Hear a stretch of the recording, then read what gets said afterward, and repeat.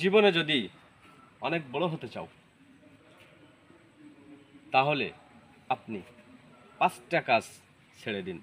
তাহলে দেখবেন আপনি জীবনে অনেক বড় হচ্ছেন। এই না যে আপনি লম্বা হচ্ছেন। আপনাকে যদি জীবনে বড় হতে চান 5টা নিয়ম আপনাকে মানতে হবে, 5টা কথা। আর এই 5টা কথা আপনি শুনে যান, হয়তো আপনার কোনো না কোনো সময় কাজে আসতে পারে। আসুন আমরা 1 নম্বরে আছে সবাইকে খুশি করা ছেড়ে দিন। আপনি সবাইকে কিন্তু খুশি করতে পারবেন না। আপনাকে কোনো এক বিচারে যদি আপনার যাইতে হয়, তবে আপনার প্রকৃতিপক্ষে দেখতে হবে যে কে দোষী আর কে নির্দোষী।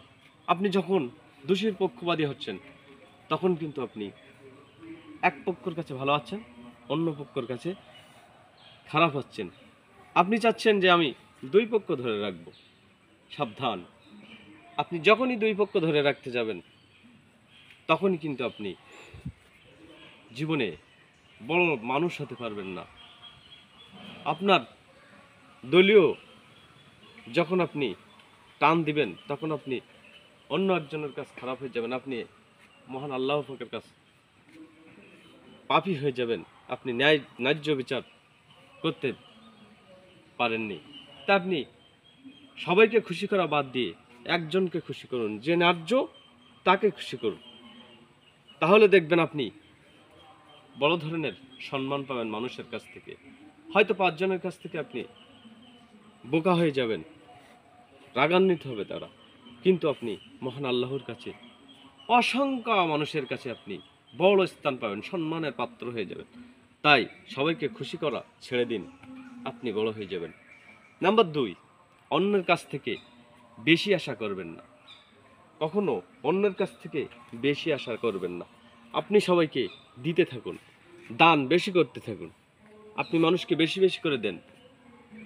আপনি অন্যর কাছ থেকে হাত পেতে নেওয়ার চিন্তা বাদ দেন। আপনি অন্যকে হাত পেতে দেন, তাহলে আপনি বড় মনের মানুষ হবেন এবং বড় হবেন। নাম্বার 3, খুব বেশি চিন্তা করবেন না। খুব বেশি চিন্তা করবেন না আপনি। খুব বেশি চিন্তা করলে আপনি চিন্তা করতে করতে আপনি কোনো কাজই করতে পারবেন না। তাই চিন্তা করবেন না, বেশি চিন্তা করা ছেড়ে দিন। চিন্তা করে কি লাভ? যেটা হবে হবে। মহান আল্লাহ পাকের কাছে দোয়া করবেন যেন আল্লাহ পাক সমস্ত চিন্তা, সমস্ত অশ্লীল কাজ থেকে আমাদেরকে দূরে রেখে পক্ষান্তরে আপনি নামাজ আদায় করবেন। আপনি নামাজ আদায় করবেন, সমস্ত অশ্লীল কাজ থেকে আপনি বিরত থাকবেন, দেখবেন। নাম্বার 4, অন্যদের চেয়ে নিজেকে কম মনে করে আপনি পিছিয়ে আসবেন না। যে অন্যরা আমার চেয়ে বড়, নিজেকে সবসময় আপনার কাছে নিজেই আপনি মানে মহত্ব বলে দাবি করেন। আপনি ভাবেন না যে আমি অমুকের চেয়ে কম, অমুকের চেয়ে কম। আপনি ভাবেন না, আমার আল্লাহ আমাকে সব দিয়েছেন, আমিই পারবো। আর দেখবেন ইনশাআল্লাহ পারবেন। 5, অতীতকে নিয়ে বসে থাকবেন না। কর্ম করুন, সফলতা আপনার কাছে এসে ধরা দেবে। আপনি অতীতকে নিয়ে বসে থাকবেন আর কর্ম করবেন না, তাহলে সফলতা কেমনি আসবে? সফলতা আপনার দুয়ার কাছে এসে চলে যাবে। আপনি অতীতকে ফেলে দিয়ে কর্ম করতে থাকুন, তবেই সফলতা। 5টা নিয়ম একটু একটু করে মেনে চলবেন।